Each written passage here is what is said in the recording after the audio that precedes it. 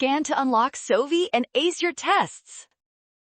Calculus problems like this Maclaurin series expansion look intimidating, but you can solve them in under 60 seconds by following these 3 simple, fast mathematical steps.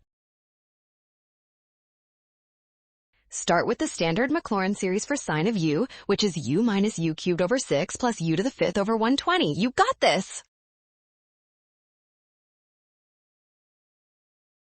Now replace every u with x squared. This gives us x squared minus x to the 6th over 6 plus x to the 10th over 120. Watch this closely. Finally, differentiate term by term. The derivative of x squared is 2x, and the derivative of the next terms gives the final series. That makes option C correct.